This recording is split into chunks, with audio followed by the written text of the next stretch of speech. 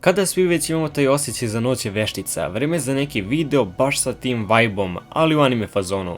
Od vas dobijam gomilu zahtjeva da pričamo o mali milion anime karaktera za koje se na kraju ispostavi da su jebene psihopate, ubice ili neko treće ludo sranje. Ali ne brinite, nemam ništa protiv vašeg prelepog ukusa, zapravo baš mi se sviđa. I još dve stvari pre nego što krenemo. Prva, lajkujte video jer ako dođe do 1000 lajkova, drugi deo će izaći veoma brzo za njim. Druga stvar, ostavite u komentar nekog ludog anime lika da bih znao kome bih mogao da pričam ako dođe do drugog dela. Neće baš biti sada neka pravila u ovom serijalu ili tako nešto. Uzmem lika i samo pričam na koliko fenomenalno bolestan način ubija ljude. I sada imamo prvog lika, legendu, čovjek pre svega. Yagami Light iz Death Note-a. Ako ste mislili da su brutalne ubice samo vezane za neka hladna šiljata oružja, pa ovaj brat ubija ljude ni sa manje ni više nego jebenom sveskom. Koliko to samo ludo zvuči. I da, bila bi fora da ono sad šamara ljude do smrti sa njom, ali u stvari sama sveska Death Note može da ubije bilo koga ako izgled ime žrtve budu poznati Lightu, pa zar to nije sjajno? Još luđa stvar je način na koji to radi. Činjenica je da je Light IQ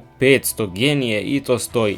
Ali šta je sa onim jednim momentom kada je zajebao i samog sebe s onim što je uradio? U jednoj sceni pri početku anime Light je bio steran u ćošak, bilo je toliko blizu da bude otkriven i da mu ceo plan propadne. Cijela soba mu je bila puna kamera, a ako ne iskoristi moć same sveske do kraja dana, bit će game over za njega. Zbog toga Light odluči da riskira sve na jednu kesicu čipsa. Pazite sad ovaj big brain time. Uzme kesicu čipsa, uzme neki mini radio TV i strpa ga u kesu. Na kameri brat je radio matematiku dok u stvarnosti je ubijao ljude. Niko nije imao ni najmanju ideju da je radio na nečemu osim matematike i ne trolujem, ovo se stvarno desilo u jednoj epizodi. Ovaj lik nije samo ubica nego i jebeni troll. Znači, zajebe policiju kojemu je bukvalno bilo za vratom na tako glup, opet genijalan način. Ovo je takav IQ potez. L je popio takav bambuzl da je morao da odustane za sad. Ljudi misle da je ova Lightova scena sa čipsom sranje, ja mislim da je umetnost. Pravi domaćinski potez moram reći. Da, to nije jedina scena u kojoj je Light ispao cool. Za početak bili su ciljani samo oni zli, dok se kasnije brat malo zabrojao i ubio sveukupno 129.925 ljudi. Jebi ga, sveska ih odnela. Sljedeći ogromni ubica za neke možda i neće izgledati kao jedan, ali se svi možemo složiti da je Zero Two iz Darling in the Franksa ubitačna, pogotovo kao waifu. Jedan običan cute 2D waifu koji je dinosaurus usput. Vi znate da neki mudraci s Olimpa jasno govore ne stavljaj kurčinu u ludo. Ovo izgleda lepo, ponaša se lepo, ali uopšte nije tako. Priča naime sledi ovako. U svijetu Darling in the Franksa imamo ljude i imamo te neke klaksosaure, a.k.a. dinosaurusi na baterije. Bitka u kojoj se dovodi opstanak čovečanstva u pitanje i taj neki fazon kontate.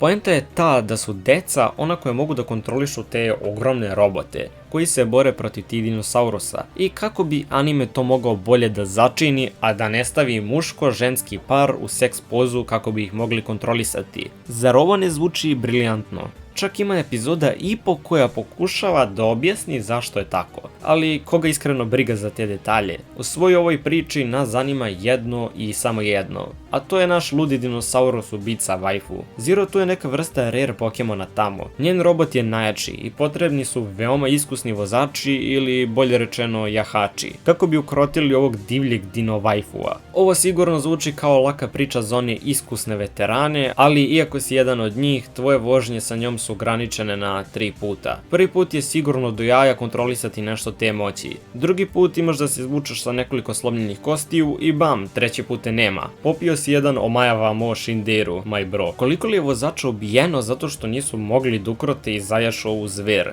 Zbog toga dolazi naš glavni lik koji nije ni super vozač niti talentovan za ovo uopšte. I pogodite šta? On je ukroti iz prvog jebenog puta. Očekivali bismo da su njih dvoje kompaktna celina, sve se to ispostavi kao najobičniji bullshit, zato što i glavni lik popije jedan Omajava Mo Shinderu. Ovog puta u stilu. Mislim da previše ulazim u spoiler kategoriju, tako da ću stati za sad. Sljedeći Mad Lad, Frieza.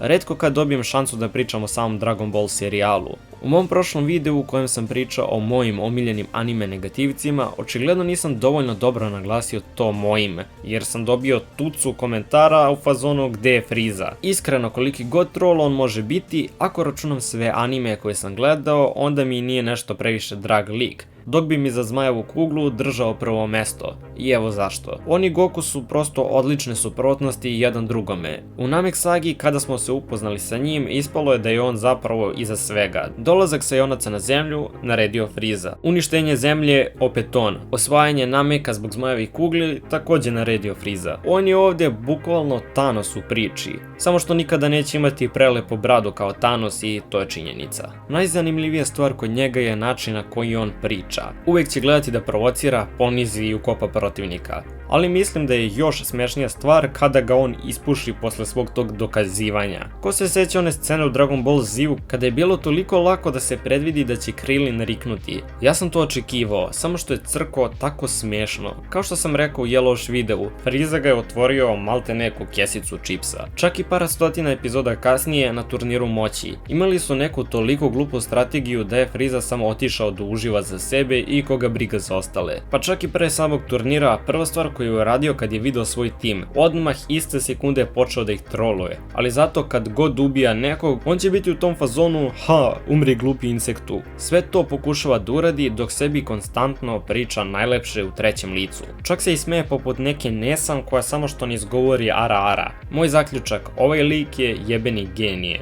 Što se tiče same ludosti, sljedeći lik je baš next level u tome. Revi je još jedan veman karakter iz Black Lagoona, pošto su bukvalno svi ženski karakteri iz ovog animea jebene psihopate. Pa zašto da prvo ne popričamo o onoj glavnoj? Ona je pravi primjer jedne lake, temperamentne i poprilično ubitačne žene. Ako niste upoznati sa samim Black Lagoonom, hajde da kažemo da je to jedan anime pun pucanja, mafije, ubijanja i molim vas gledajte ga na engleskom dubu jer je sub onako dosta lošiji. Bilo bi totalno pogrešno reći da je svaki drugi karakter ovdje serijski ubica ili neki psihopata, zato što su jebeno svi to. Svaki ima neki svoj stil, bili to noževi, puške, bacač plamena, motorna testera ili čak odred ruskih dezertera koji su svi profesionalci u njihovom poslu.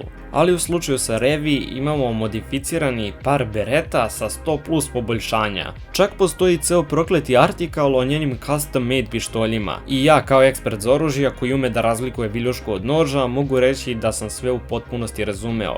I ne lažem uopšte. Ono što je poprilično zabrinjavajuće kod većine likova odavde, a pogotovo kod Revi su te sadističke osobine, zbog kojih nju stvarno nije briga, ubiće bilo koga kad god. Najmanja provokacija prema njoj i ode ti glava. Veoma strašan, fiktivni veman, nema šta. Baš ima jedna scena u kojoj je valjda neki naci vojnik fleksovao sa nekim OP pištoljem njoj u lice. Stajao je i brbljao o tome neko vreme, ali ona samo izvlači svoj pištolj i opali 2 metka u njega. U fazonu ćuti, smorio si.